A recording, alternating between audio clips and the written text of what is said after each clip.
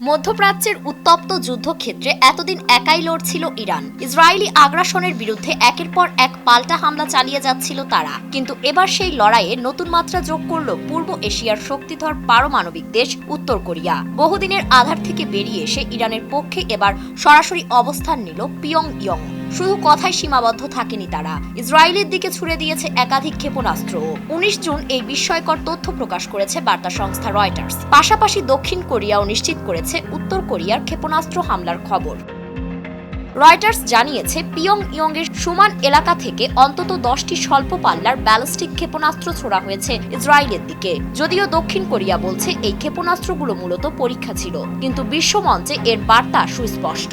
Iran আর একা নয়। উত্তর কোরিয়ার সর্বোচ্চ নেতা কিম জং উন এক সরকারি ভাষণে ঘোষণা করেছেন, এই যুদ্ধে ইরান একা পড়েনি। পিয়ংইয়ং তার বন্ধু রাষ্ট্রকে কঠিন সময়ে একা ফেলবে না। তিনি বলেন, মার্কিন আগ্রাসন ও চাপের কি পরিণতি হয় তা আমরা জানি। এবার আমরা প্রস্তুত। কিম জং উনের নির্দেশে উত্তর কোরিয়ার সেনাবাহিনীকে সর্বোচ্চ সতর্ক অবস্থায় রাখা হয়েছে।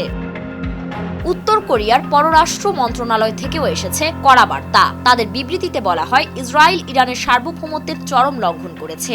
এই কাজ মানবতার বিরুদ্ধে অপরাধের শামিল। যুক্তরাষ্ট্র ও পশ্চিমা শক্তির ছত্রছায়ায় ইসরায়েল আজ মধ্যপ্রাচ্যের জন্য ক্যান্সারের মতো হুমকি হয়ে দাঁড়িয়েছে। বিশ্লেষকদের মতে ইরান ও উত্তর কোরিয়ার মধ্যে এই ঘনিষ্ঠতা নতুন নয়। দীর্ঘদিন ধরেই উভয় দেশ মার্কিন নিষেধাজ্ঞার আওতায় রয়েছে। দুদেশের সামরিক ও পারমাণবিক কর্মসূচি নিয়ে আন্তর্জাতিক মহলে বিতর্ক থাকলেও তারা বরাবরই একে অপরের প্রতি কৌশলগত সমর্থন দিয়ে এসেছে। তবে এবার সরাসরি ক্ষেপণাস্ত্র হামলার মাধ্যমে উত্তর কোরিয়ার এই অংশগ্রহণ বিশ্ব কূটনীতিতে নতুন মাত্রা যোগ করেছে। প্রশ্ন উঠেছে, এবার কি উত্তর কোরিয়া ইরানকে অস্ত্র সরবরাহ শুরু করবে, নাকি শুধু হুমকি দিয়ে কূটনীতির উত্তাপ বাড়াবে?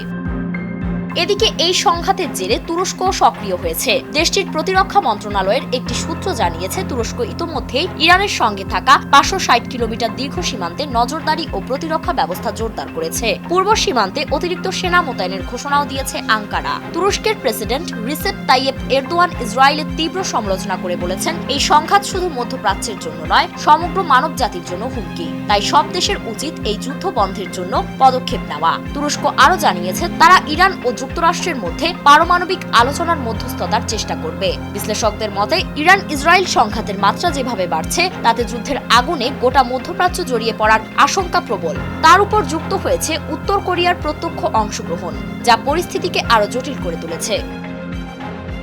ফারিন রহমান প্রীতি, নয়া দিগন্ত।